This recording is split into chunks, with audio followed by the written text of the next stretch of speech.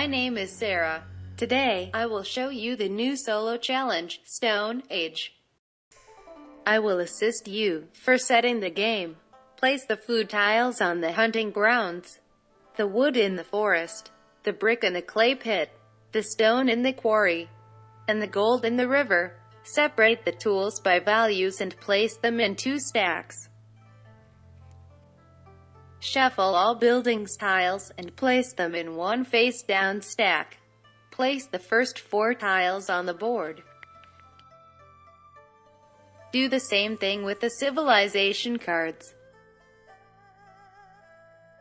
Take 1 player board with 5 people and 12 food. Do the same thing for your opponent, but do not add the food. Your opponent will skip the feed phase for this challenge.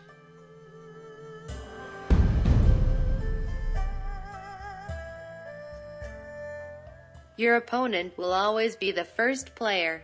Roll 1 dice to determine his action. On a 1, he will build a hut. On a 2, he goes to the village. And on a 3 to 6, he will take 1 resources for each worker.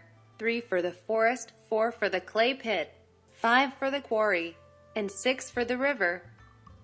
At your turn, take your action normally. After what? You roll another dice for your opponent to determine his next action.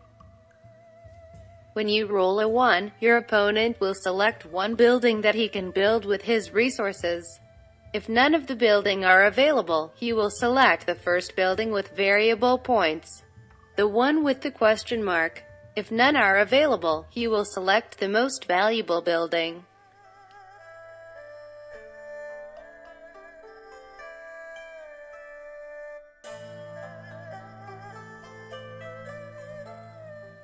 In a 2-players game, like this challenge, only 2 places in the village are available each round.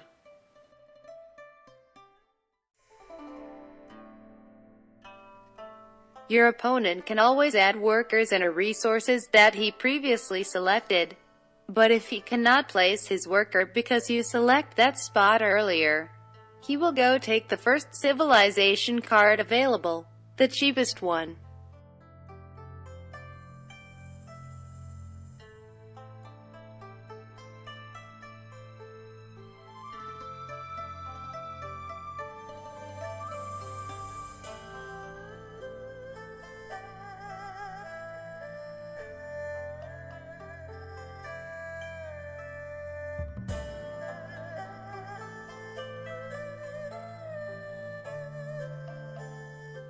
Your opponent, the start player, begins the action phase, starting from the village.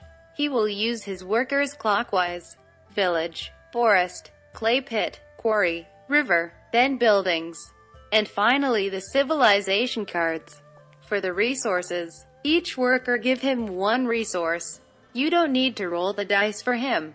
He always collect resources, 1 worker for 1 resource. For the civilization card, your opponent will pay with the cheapest resource available. If he cannot pay the resources, he did not take the card but he discarded it.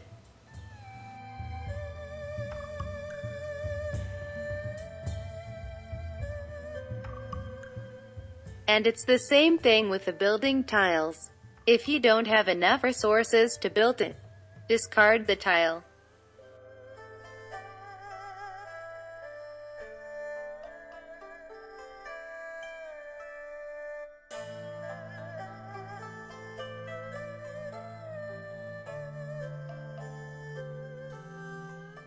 And at the end of your turn, feed your people.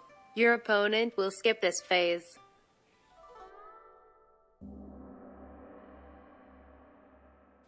And one last modification. At the end of each round, discard the most right civilization card. Move the remaining cards to the right, and fill the empty spaces. Do the same thing with the building tiles. The game ends when one of this stack is empty, the building tiles or the civilization cards.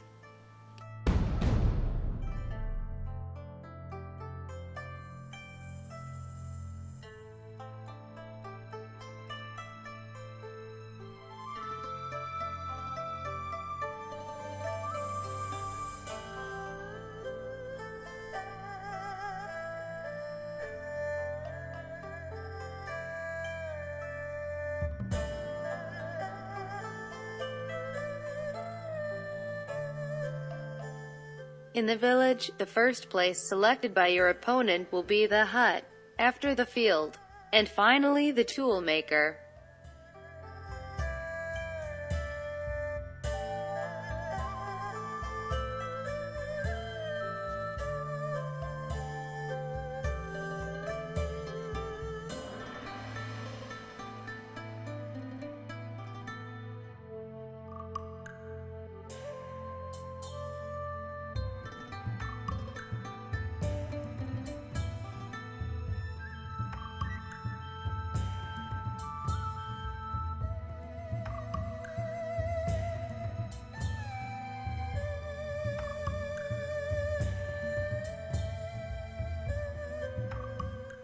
When your opponent build a building, pay the cost with the most expensive resources, the ones that give him the most victory points.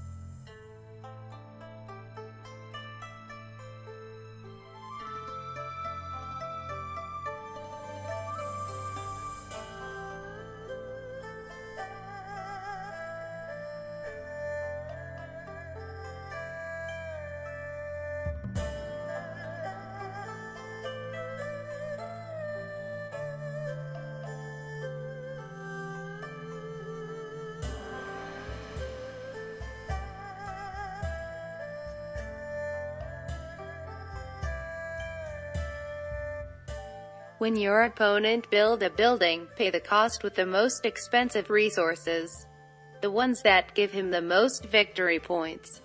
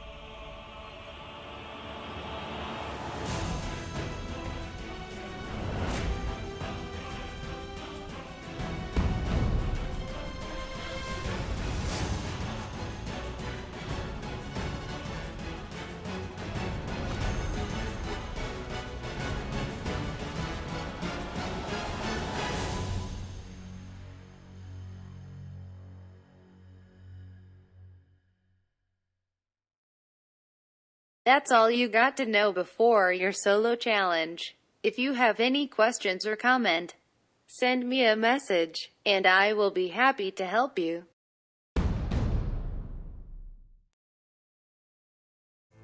Now, it's your turn to play.